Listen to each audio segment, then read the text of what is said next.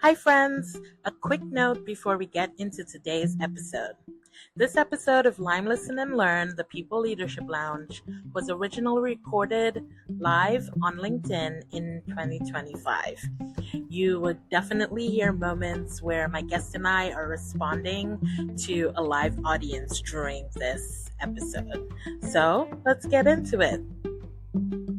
Hello, everyone. Thank you for being here with us today. If you are watching us live, please say hello in the chat.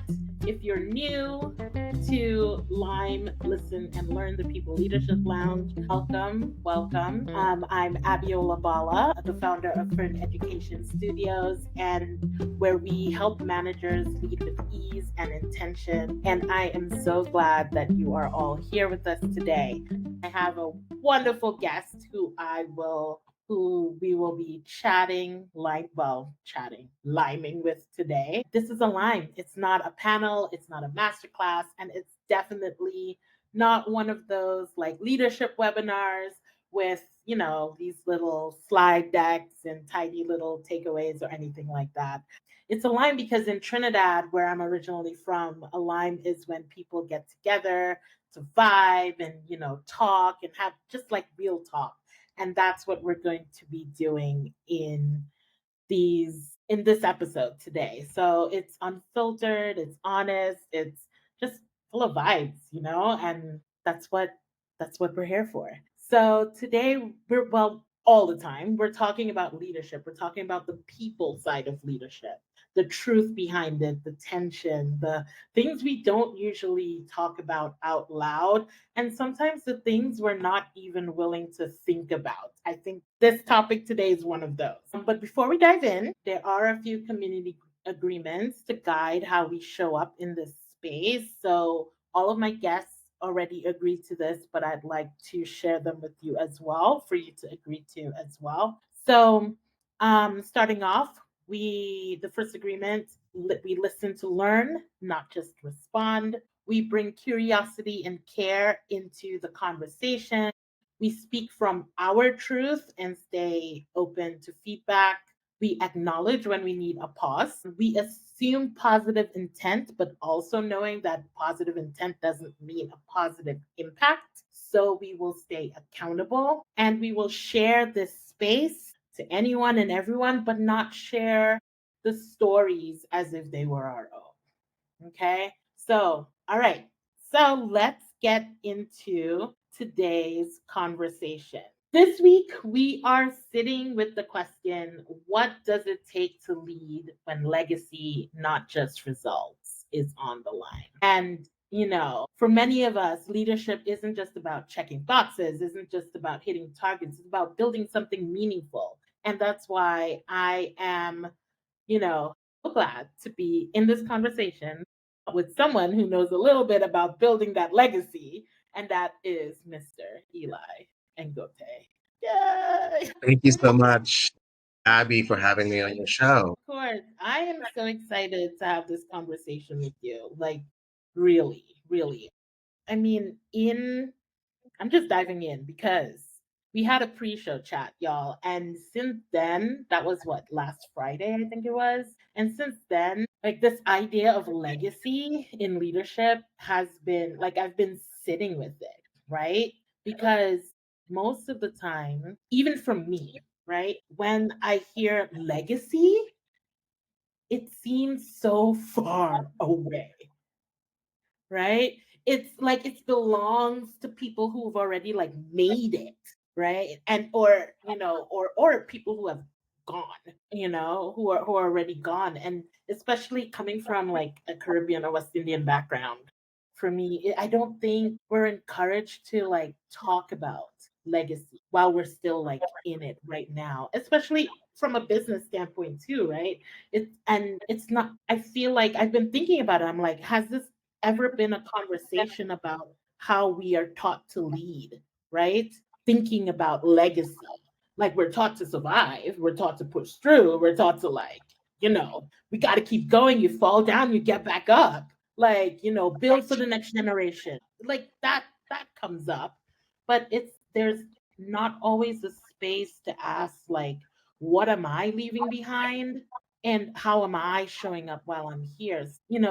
Like not just like death and about death and retirement, which is a big part of that too. But I was also thinking about it, and I'll come to the end of my monologue in a second. I was also thinking about it in terms of like, what if you just, leave the job?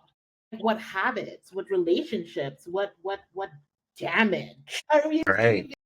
our wake? Like, so that's where my head has been. Deep thoughts there, Abby.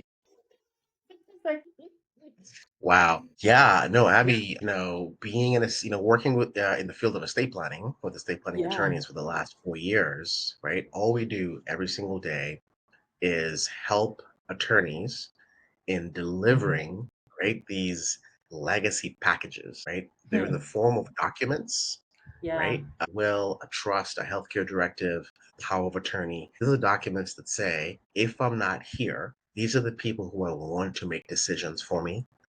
This Right. is what I want to happen to all of my assets and what I've worked hard to Yeah. build. This is who I want to take care of my children. Yeah. And we are showing up at the final step of what sometimes is a multi year process. So these are individuals, these are business owners, Yeah. these are creative artists are helping to make it easy for them to make it official so that no Yeah. one Yeah. could ever doubt what they intended to do. And the whole idea is that this will make it easier on their loved ones, that they won't have to make any decisions. Yeah. Sometimes in very difficult situations where someone's on a Right. life support machine, right? Someone is unable Right. to speak, unable to make decisions for themselves. So when it comes to leadership, I think, number one, I finally got my own estate plan done. It took a while, even after delivering hundreds of these. I'm like, man, I have to finally start doing that. It took a while to get that done. Yeah. So, as a leader, I think what you talked about, right? For me, it's about humility. After seeing all these people, because when you take the time to do this, it means that you're acknowledging that you are not immortal. You are going to be having to make an exit at some point, right? You and I will Right. exit the Right. stage, but this is like exiting the stage of life. And Yeah. so, what can I do to make sure that whoever I leave behind, right, my team members, my coworkers, that they have what they need to continue to deliver upon the Yeah. promise, the values, right, ideals of whatever company you work with, Yeah. or that you are very lucky to lead. I'm lucky to be a leader. Yeah. So for me, this has meant, I think, because I was lucky to attend quite a few business coaching kind of groups, especially Mm. EO, entrepreneurs organization, you learn that the business is really about the systems, which allow you Mm. to attract and hire great people, give them the tools they need to be successful, and also know who your best customers and how to best position your offer to them. So all of these systems, hopefully, are what is going to allow the business to continue even if I'm not there. And Right. beyond the systems, Abby, is the culture of the company, what we Yes. believe in, what we care about. Yeah. And that is one of the, I think, most underlooked tools and strategies. I think Patrick Lencioni said something like, culture is one of the most underutilized, advantages that a Oh yeah. company can work with, right? To Oh, create. 100%. There's a lady that my co-founder Stephanie found this lady who talks about bringing love into your company. Mm. Talking about love in a business Yeah. setting is Jada or Jada. And that was really interesting to think about how do I, love on my customers, love on my team, Mm. and all the ecosystems that we connect Right. with. So that for me, I think is a little bit about what I've been thinking about in terms of like, what do I want to leave behind as a leader? And Mm. also to inspire others to start thinking about the same thing. I mean, I want so many thoughts going through my head right now, but I want to pick up on that idea of bringing love into the company and also maybe playing devil's advocate a little bit. Of course. Because, okay, I'll say this to you. One of the things, and please feel free to disagree with me and check me on this. But one of the things I think, and this connects with what we're talking about, one of the things I feel like I kind of take a step back at is when people say our company is like a family. right? And I put it in quotes, right?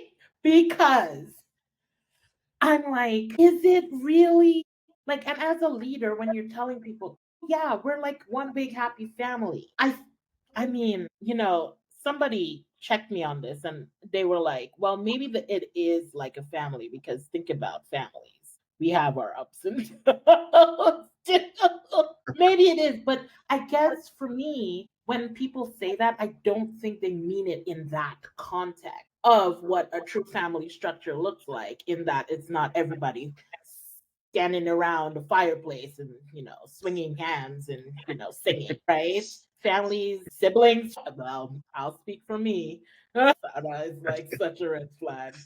Yep. Right. So it is for me too. So when you talk about this idea of like leaving love, like leading with love in the company, for some reason my brain instantly goes to that. And I don't know, I can't. I'm like, yes, of course, I approach things with love. I love people.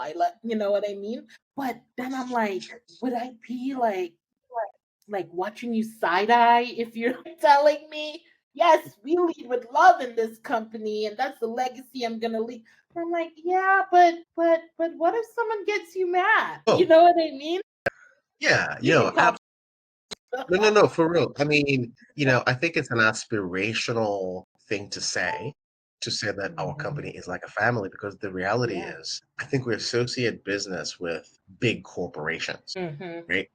You know what I mean? Even though small businesses employ, I think, a significant number more people than large corporations, when you really Yeah. come down to it, small business is kind of the heartbeat and the pulse, Yeah. of the economy. When it comes down to that, right? This is a small, typically 1 to 10 people, right? I think in California, the numbers are crazy. It's like 86% of businesses, 86% is like 1 or 2 people. It's like one Well, self-employed person, and yeah. then typically, perhaps if they're able to, they bring in another assistant to help them. Right. So that's the reality. When it comes to our Mhm. business, in the legal field, most of our clients are solos. They're just a single attorney, might have a partner. And then if the company has learned to build systems, they might have two, three, four, 5 people, right? Getting Mhm. to like 10 people, I think, is a huge undertaking. I mean, it's taken me like Mhm. 15 years to build a team of 12. And Right. I can tell you, it's taken everything out of me to do that. So I think when it comes to my team, I can't speak for the Mhm. companies and other Yeah. Of families, course.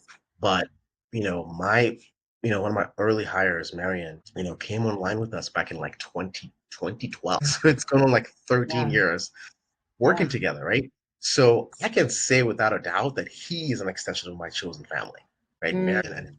Precious, Yeah. we go deep. We've been through ups and Yeah. downs and ins and Right. outs. And I think a lot of companies struggle to, attract and retain, good people, right? Yes. Because maybe they're not really invested in the whole person. They're really looking at just what can I do to get the most out of this, person, in terms of our business, and Yes. how little can I pay them and how much can I make them work. I feel like that's Yeah. why we're very skeptical Mhm. when we're bringing the Mhm. word family to work setting.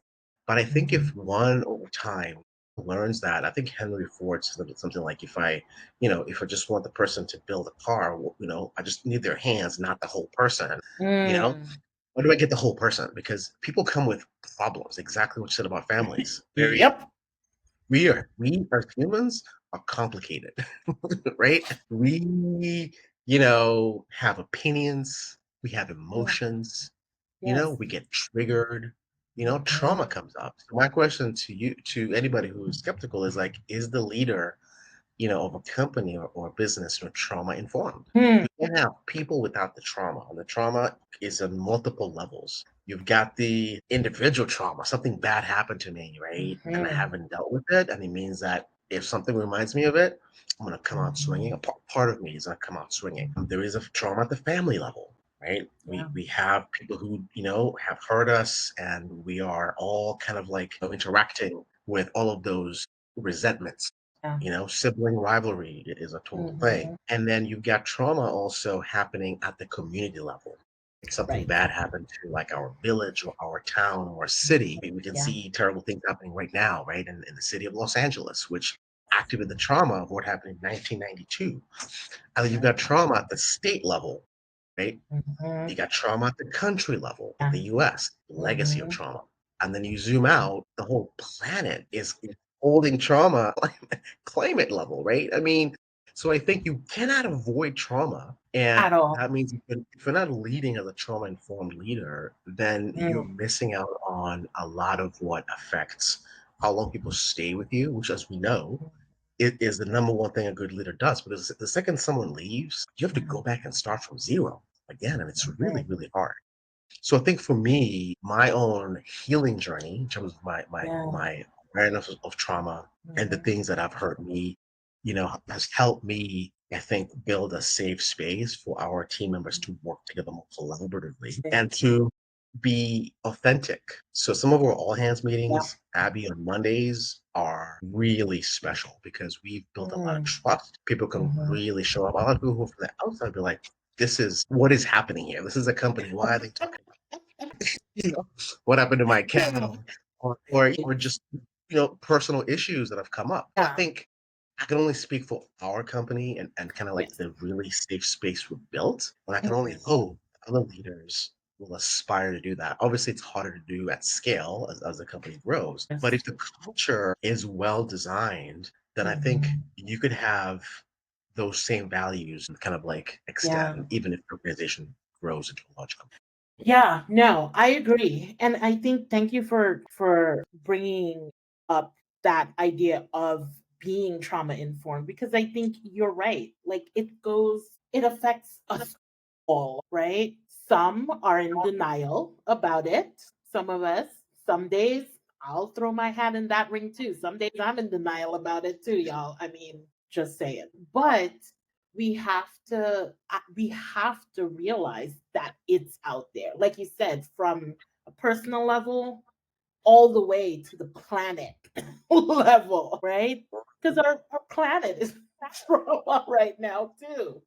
Just look at what's happening with the climate trauma, right? So, I think that is really important. I think what I'm hearing you say, there was so much intention in how you built your business, right? That and I feel like that intention also came from the idea that you were also thinking about what you want, how you want to show up while you're here, plus what you want to leave behind for others and how you want them to model what you've been. So that, it's kind of like that cycle. I guess it's a circle of life. I don't know why that song just popped into my brain, but it did, right? Because I think a lot of the times we're missing like the piece of the legacy piece, right?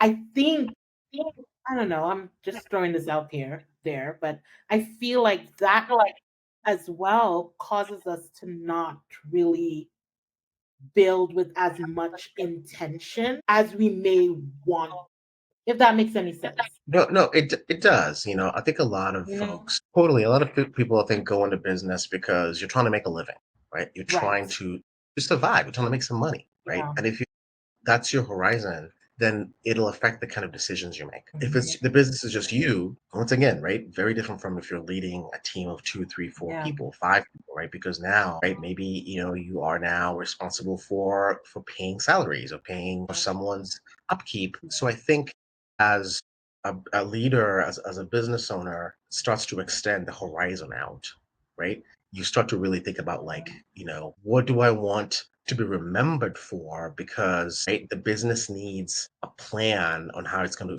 to continue beyond. Yeah. So Yeah. I'm in the process right now myself of actually designing a legacy plan for our business. Done my Mhm. personal plan. Now that's done. That Yeah. took like 3 years to get done, right? It takes a long time, right? So now, right, I'm kind of noticing now there's a whole ecosystem of Mhm. consultants, of Right. advisors who Yeah. are solely focused on helping businesses who have achieved a certain level of success or growth to Mhm. start thinking about, right, exit planning. Right. An Right. exit can come in many forms. An exit could be, okay, I'm going to sell the business because, right, I feel complete, right? We've done what we need Yeah. to do.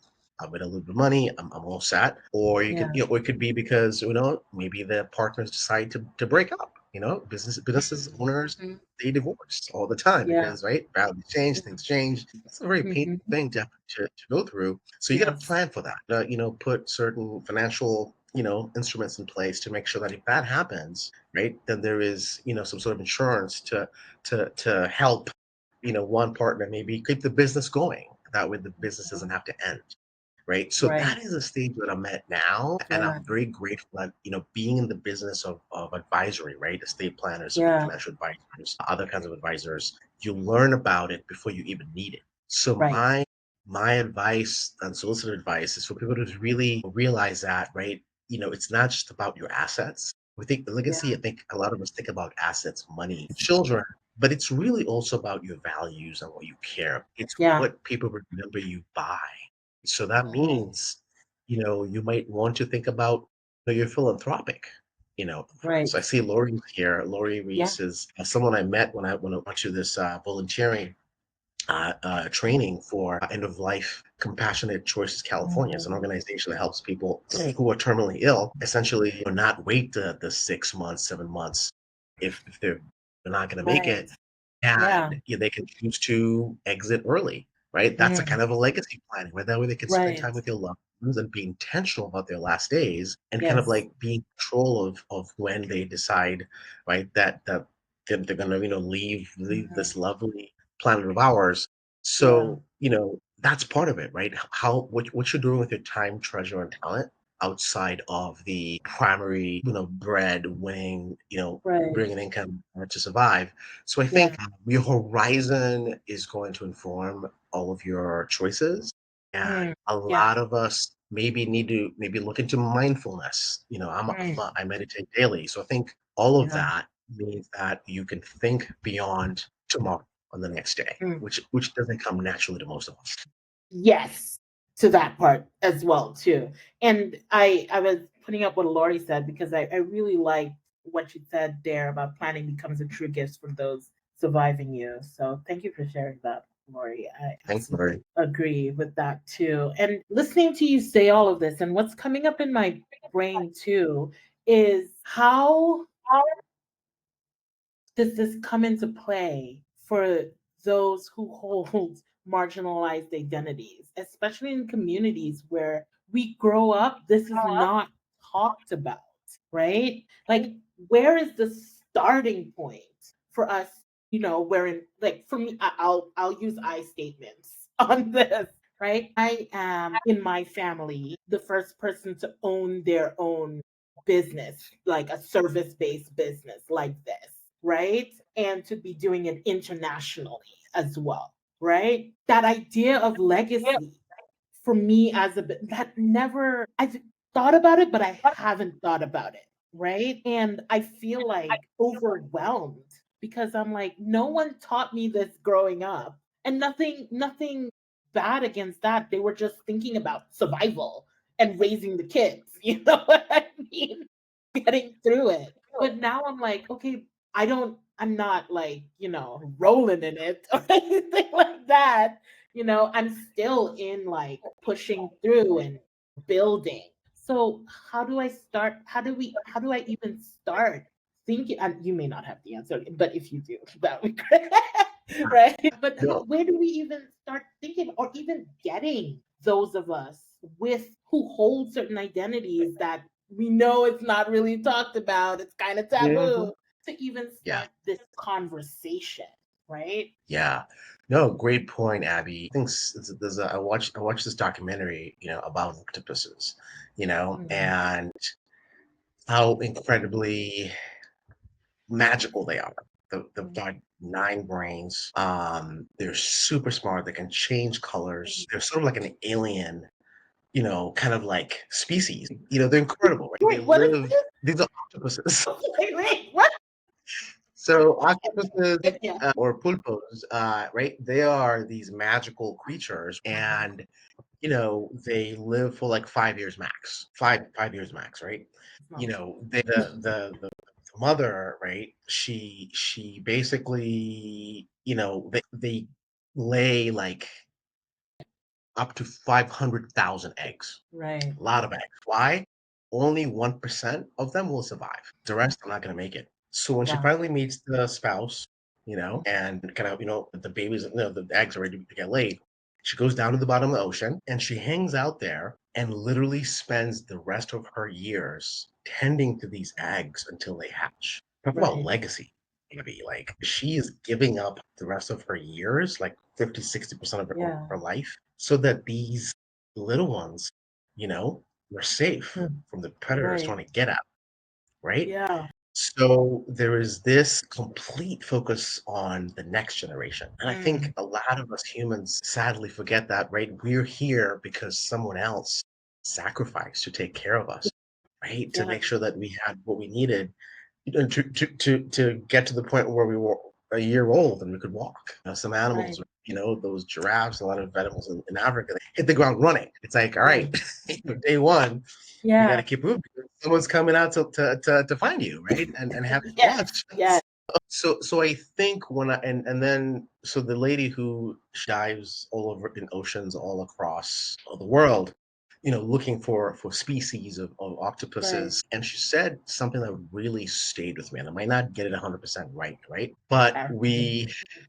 we love kind of what we are familiar with, right? And then we conserve what we love. So before you can start to think about conserving octopus, because they're kind of they're being overfished. Their Yeah. numbers are declining. I would never eat an octopus. I'm trying not to. But if you're not familiar with a thing, that you're not going to be able to really, essentially taking the steps needed to protect it. So I think the Yeah. more we just research, and thank God for YouTube and ChatGPT, you can get answers, initial answers. Where do I Right. start? Hey, Yeah. boom, right there. Right, you're gonna get a Yeah. custom plan for you. Hey, I Right. have just me. I'm a self-employed person. What are my Yeah. options?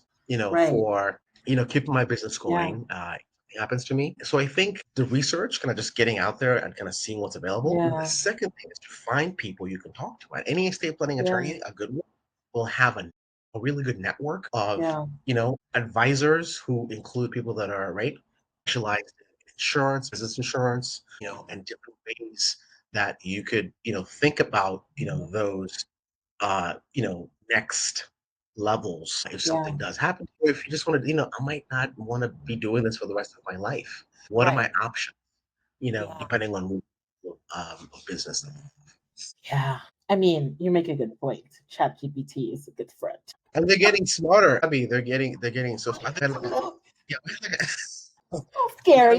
a little outage the other day, a little outage, and it's like half of my brain's gone now because a lot of us now are real. It's like, what am I gonna do? Because this is like my part who I consult. It's not perfect, but it's getting there really, really fast. But I mean, Very. it's so convenient. But no, I mean that makes a lot of sense what you're saying. I think that's definitely something to think about. And I think also, for us, I'm just thinking about like in my network as well. And when I say that, I'm talking about like my friends. I feel like these are conversations that we need to have because a lot of my friends, they are in leadership roles in the jobs that they are in, right? And just it may not be, yes, some are entrepreneurs as well, but some work for organizations. And it's like, what legacy are you leaving? Maybe that needs to be a conversation over a glass of wine or a few margaritas. You know what I mean? Just to make it less taboo and more Mhm. normal, have Sure. we thought about this?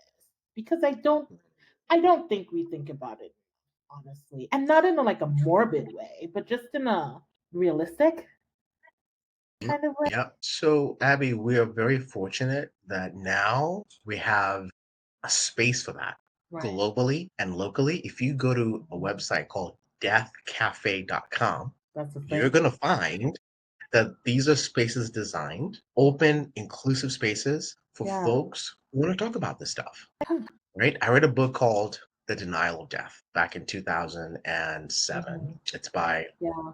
Ernest Becker. He's a Pulitzer Prize winning professor. I think he was at SF State at one point or Yeah. taught there. So he says our modern culture as humans, everything we're doing with our time, talent, Mhm. treasure in many ways is really to put and postpone thinking Mhm. about death, right? We are a Yeah, death denying culture, yeah, right? We don't want to see dead bodies, right. right? We don't want to talk about this at the dinner table, right? If someone Mhm. passed, we might kind of mention it, and that's really sad. Yeah, So, because we learn about this from a very young age, and yeah, it is terrifying to know that death is both guaranteed, it's going to happen, and then here's the part that we don't like, it's uncertain when that's going to happen. yeah, yeah, You and I might not be here tonight or tomorrow. yeah. So, I think that's why for us, this, death, kind of terror is not something Mhm. we want to hold. So a lot of our energy is spent avoiding it and distracting. That's why the Yeah, entertainment industry is so massive, right? right. We want to spend time away from thinking about Yes. that. And I think maybe we might not live as fully as we would if we really truly embrace that. Mm. So that book led me to read the sequel, which is called The Worm at the Core. Let's do some research to test, is this really true that a lot of people Yeah. make decisions on whether that whatever I'm doing is it going to be kind of like death denying and more life affirming, or are you going to flip it and step into the death kind of Mm. fear and then sit down in a room with people and talk about it? So someone in London, I talked to my friend is a death doula in Yeah. training. Her name is Clayun, and she said, yeah, it began back in London. And then from there, it mushroomed because there's a need for this. Because with friends and family, they may not be the people who want to talk about this. They might not have kind of True. come to that point where they're comfortable stepping into that question, that uncomfortable place of, I want to kind of just talk about this. And not just Right. because maybe I'm grieving, because a lot of people come to this, they're grieving someone. They just want to just Yes. be seen and heard in their grief. Right. But it's people who, what blew my mind, Abby was going to the Death Cafe in San Jose, in Mhm. Sunnyvale. My friend, does Mhm. this. It's a library. It's a circle of chairs, Right. and literally people introduce themselves, and then just kind of they share, and questions come up, Mhm. and they go back and forth. There was a bunch of high school kids in this. Mm. There was college students, right? Right. When I went to the one in Marin in Tiburon, it was definitely a little Mhm. bit older because Right. that's who I think tends to kind of you start to lose your Mhm. friends. It's more present for you, but this one was Right. very, very mixed age-wise. Yeah. And every time I've gone there, Abby, I've left with great ideas and feeling just like Mm. seen that, Yeah. this is valuable. This is valuable. And I think Mm. I'm a better person and I make better choices because I'm not thinking from the point of legacy and what I Right. want to leave behind because I'm acknowledging that it is impermanent and Mm. that the go signal could happen at any time. It could be in my car I'm driving. Right. The other day, last 2 weeks ago, three of my friends, three people in our networks had heart attacks. Oh wow. People in their 40s. Right. Right? So I think all of these things for me remind me to talk about this, normalize talking about this. So I'm thinking about Yeah. eventually a death cafe in the peninsula here, the Bay Area, because right, Right. there's one in San Jose. I'm not sure if there's one in San Francisco, Right. because I want to help people start the conversation. Maybe it'll lead Yeah. them to, make better choices for themselves and their loved ones because they're thinking from a perspective of the long term and Yeah. not just me, myself, and tomorrow. Can I just share that this is not an easy conversation for me to have either?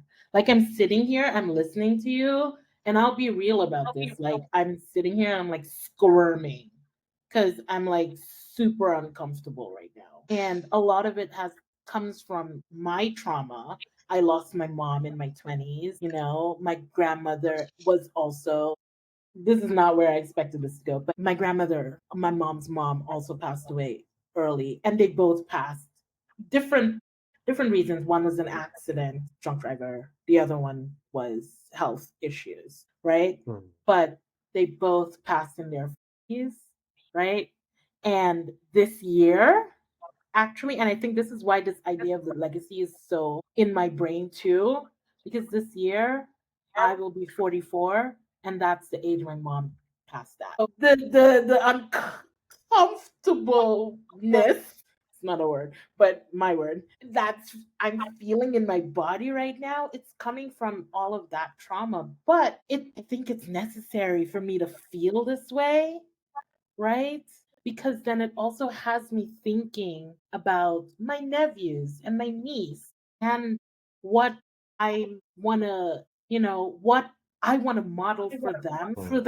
they would know. So that's why when I travel, like I show them where I am. I have this little, I don't have it on me right now, but I have this little butterfly that I take with me and I take pictures with. It's a hand stitched butterfly. And I take pictures with that butterfly to show them the different areas. We call, my niece named the butterfly Bubbles. So it's like Mhm. Bubbles and Auntie, and they feel like they're with me because Bubbles is there.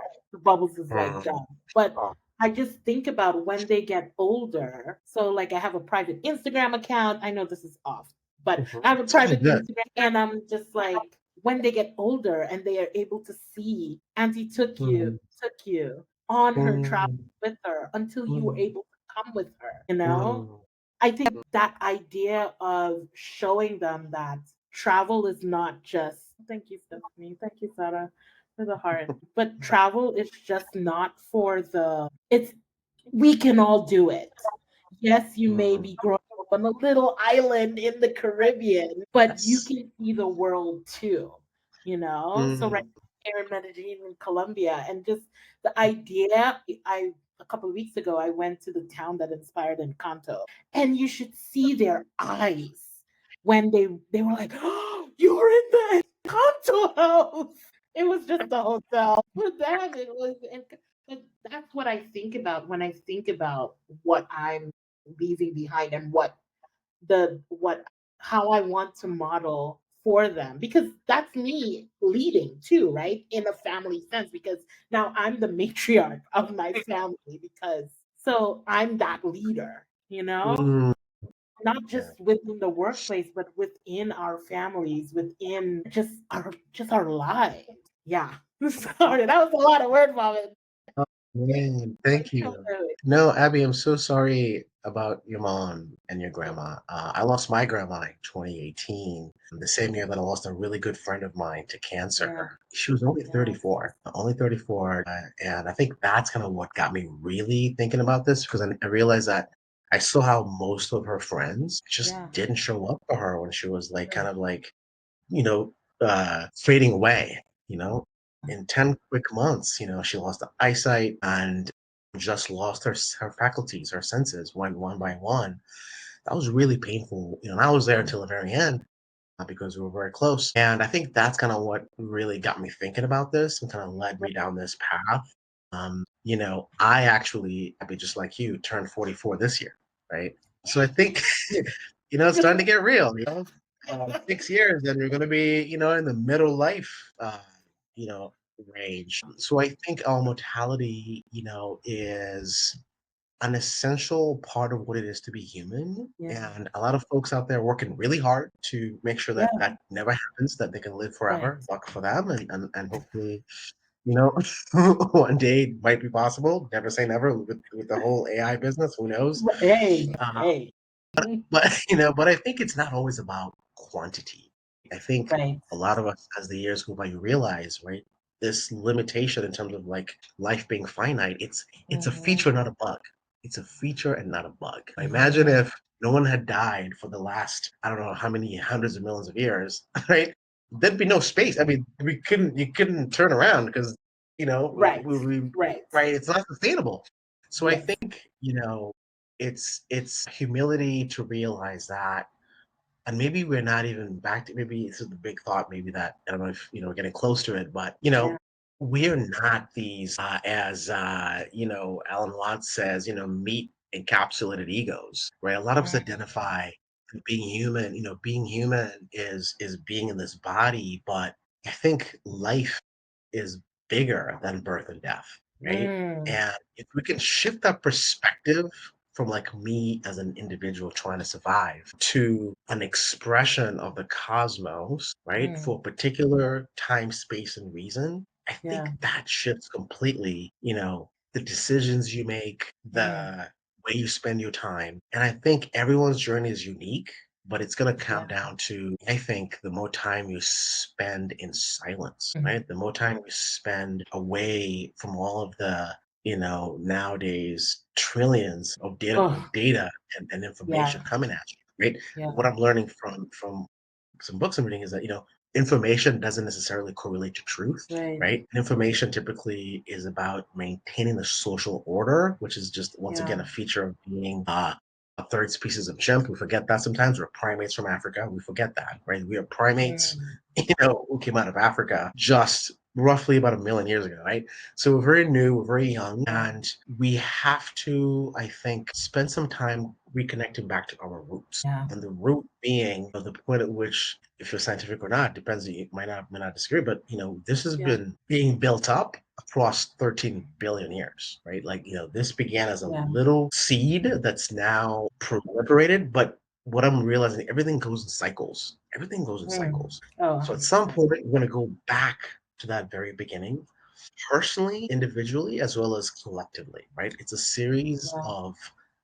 of cycles and not necessarily a linear path with a beginning and an Yeah. end. So once you realize you're in the cycle of life, kind of back to what you were saying earlier, then I Yeah. think you become a bit more respectful, of the whole entity, that the Yeah. entireness of existence, and you become less focused on just grabbing for yourself, which I think is a part of the big problem we see in the world these Yeah. days. So true. Wait, wait, wait, wait. Was that your say it with your whole chest? Because if You it was, I know, needed to say it again. Because you kind of like, my brain is like blown. It's so true though. And it's just not something that we think about like normally. Like, it's yeah, we're not spending enough time in contemplation. I'll be honest and about that. and I think, right, it's essentially, I think it's the one of the side effects of a culture that is built around money, and money being the high score. A capitalism Yeah, based culture, right, is about right. extract monetizing natural resources. Became, we went from nature to natural resources, and then from there we created like property, and Yeah. then we built, then on top of that, fractional ownership of property. So being Hmm. so focused on just a maintaining survival by trading your money for time, right? And then that time and attention sometimes also is now, thanks to the new social media overlords, companies, they take that Yeah, time and that data becomes a currency. So I yeah, think it's not our fault that our brains have been hijacked, and I'm guilty of being on yeah, LinkedIn too much. But I try to definitely like not be on the other socials, at least that one is tied to like leadership in many ways. yeah, So I think if we pull back even just a bit, just an hour a day, okay, forget that. yeah. I do 5 minutes a day of meditation because that's where I'm at.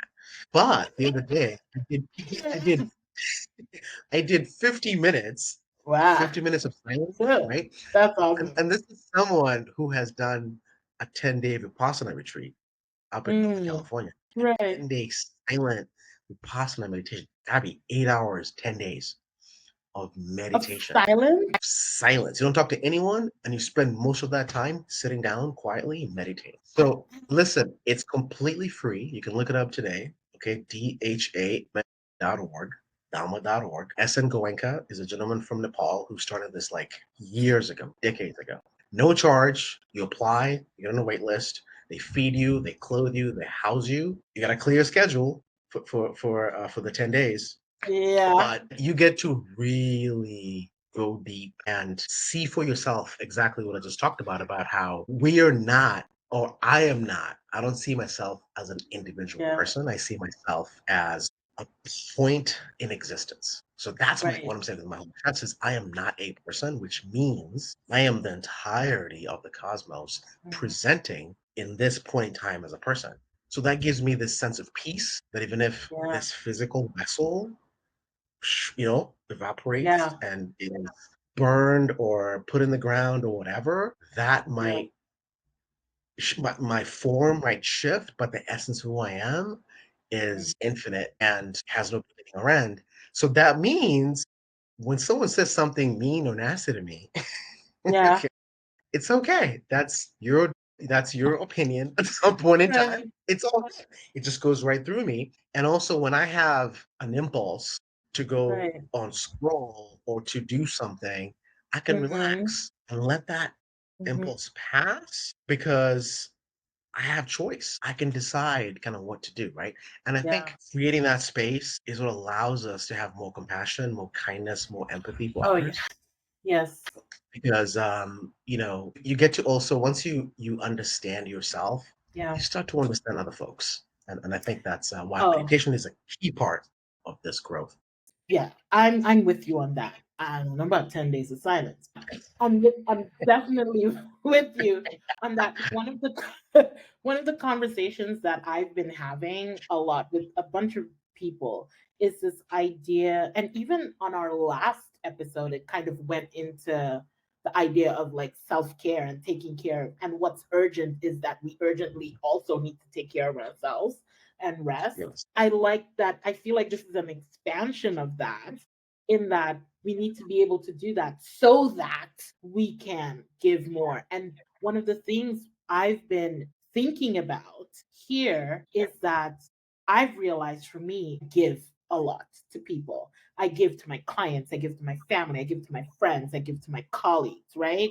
But then I'm depleting myself. And sometimes I get to the point where I'm completely depleted and have no more to give. And then I can't actually be a good role model, a good leader, a good anything in that point. So one of the things I've been thinking about, because someone said this to me, how can you give from your overflow and not from your cup itself? And that just shifted so much in my brain, because I'm like, if I'm giving from my overflow, that means my cup is always full. And to your point, like that meditation, that 10 days of silence, all of these are things that we can do to make sure our cup stays there so that we're giving from our overflow. And by doing that, we're leading with more intention. We're thinking about the culture we're building because we have it to, we're able to give more, right? Because we're not giving from our stores, we're giving from, we have more than enough, right? So So, how do we get there? That's a big question. But I think, I don't know about 10 days of silence. Abby, Day. I'm gonna say Yuval Harari wrote a book called *Sapiens*. He's a Oxford professor of history. He's done not just the 10-day Vipassana, Abby. He's done 60-day Vipassana. 60 Uh, days. Okay. Now yeah. you would think that he would just do one and like, all right, this is amazing, whatever, right? Yeah. As of when he wrote the first book, he Yeah. had done 18 60-day Vipassanas. 18 60-day Vipassanas, right? And I think he still continues to do them, right? And I think that's what Okay. feeds, I think, the quality of his writing. He's feeding us Right. from his Yeah. saucer. And this is when I was at the Vipassana retreat. Right. Somebody said, I want to feed people from the saucer. The cup is overflowing, and the Yeah. extra is what I'm Right. sharing with people. So I think Yeah. it's definitely not intuitive to do that. We Oh, typically want to yeah. just jump in and help because we Yeah. we care, but Yes. we can do so much more when we take care of ourselves. And then there's a podcast where he says, take care of your, at the end, it's the Fruconomics. Take care of yourself. And if you Mhm. can, someone else too. Yeah.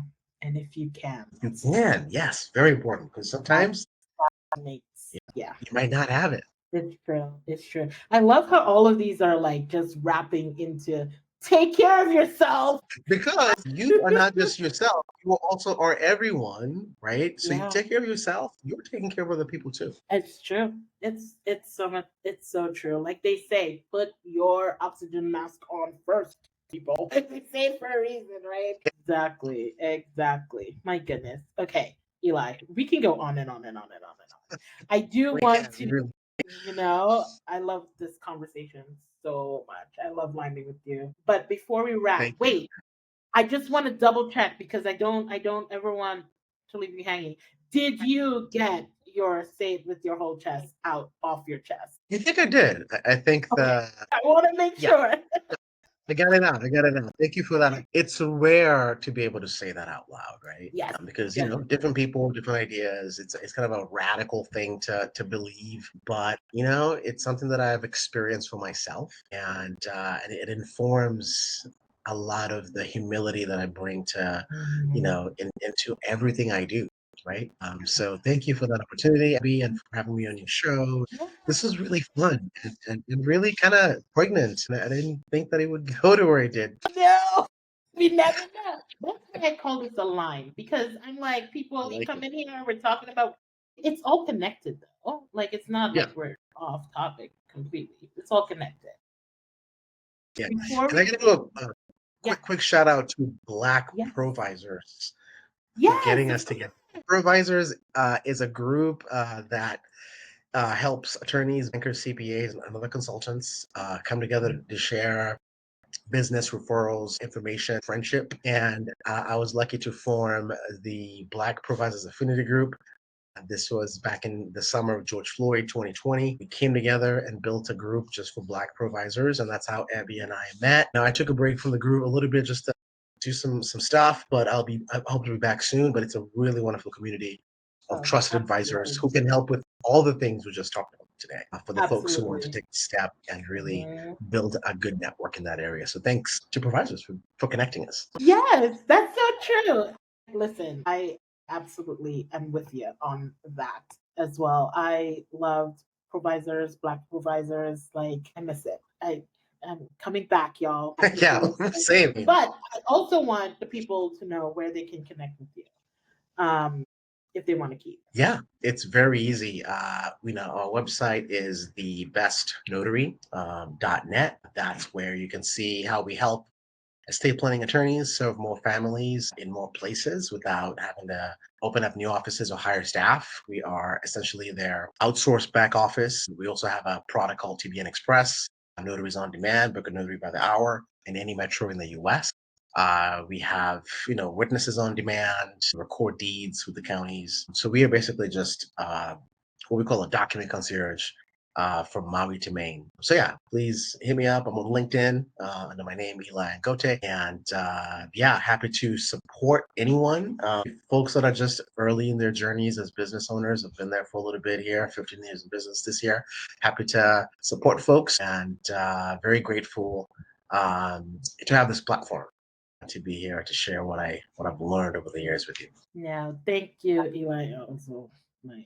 Thank you for sharing, and thank you all of you for liming with us. And if you are a Yes. manager, a people leader, or just someone who is trying to lead in a way that actually reflects your values and beliefs, this is the space for you. Because like we were talking about, isn't something we only think about at the end.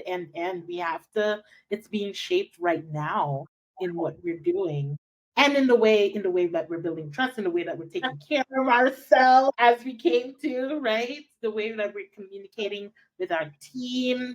So let's take a page from Eli's all hands on Mondays, right? And the way that we're making decisions even when things feeling uncertain out there.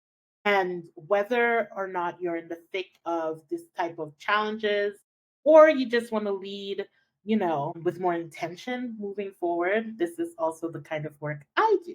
So I support managers and partner with organizations to really lead on the people side, not just to fix what's working, but also what's not working, I should say. Ha ha ha. That's funny. Well, fix what's working.